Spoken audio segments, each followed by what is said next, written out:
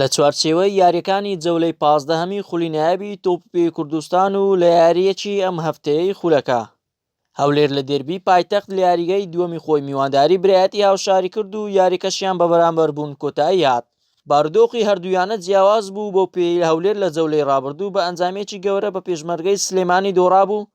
لای خۆشیەوە برایەتی لە یاریگای خۆی توانی بووی هەندرێنی هاوشاری بە 2 گۆڵ بەرامبەر بە گۆڵێک دووچاری شکست بکات.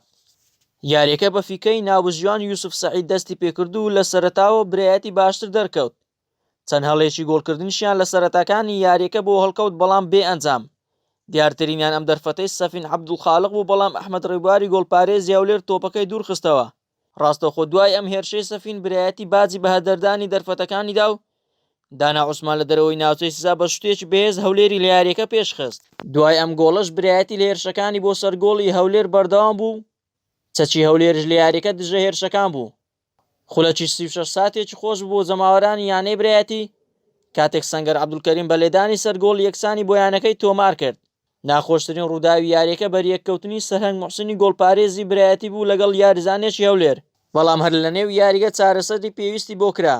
دوا دەرفەتی یاریەکە شتێکی محەممەد هاواری هێرشبەری هەولێر بوو، بەڵام گۆڵپارێزەکەی برایەتی تۆپەکەی کۆنتڕۆل کرد و دوجار نیوە یەکەم بە گۆڵێک بۆ هەلایەک تەواو بوو. دەستپێکی جێمی دووەمی یاریەکە پێچەوانەی جێمی یەکەم گڕوتینێکی وای لێ بەدی نەکرا. تا ناوەڕاستی ئەم جێمەش هەردوویانە هێرشێکی ئەوتۆیان بۆ سەر گۆڵ یەکتر نەبرد. دواتر برایەتی لە ناوەڕاستی یاریگەوە لە ڕێگەی بیلال ساڵح و شێرزاد حوسێنی ناوەڕاستکارانی تا ڕادێک جڵەوی یاریەکەیان گردەدەست و چەند دەرفەتێکیشیان لەلایەن عەلی کاکەمینەی هێرشبەریان لەدەستدا.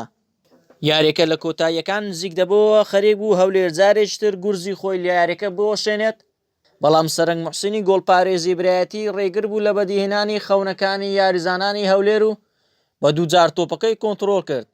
دوجار ناوبژوانی یاریەکە فیکەی کۆتایی لێدا و هەردوویانە بە گۆڵێک و بە خاڵێکی یاریگەیان جێهێشت. ئەمە ڕازینە لە ئەنجامەکە.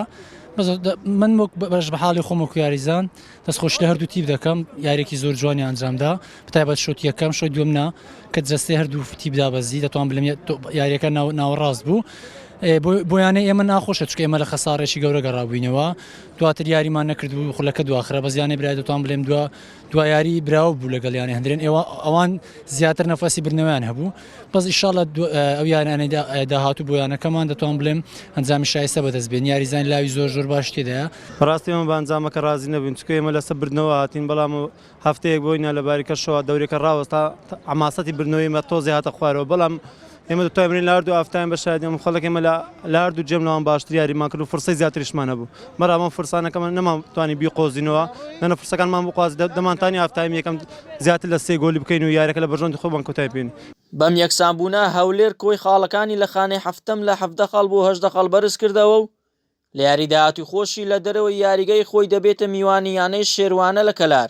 هەرچی برایەتیە بەم یەکسانبوونە خاڵەکانی لە 19 خاڵ بووە 20 خاڵ و لە خانەی شەشەم بۆ خانەی پێنجەم سەرکەوت و لە یاری داهاتووشی لە یاریگەی خۆی میوانداری دەربەندی خان دەکات. ئومێد ئیبراهیم، گەلی کوردستان، هەولێر.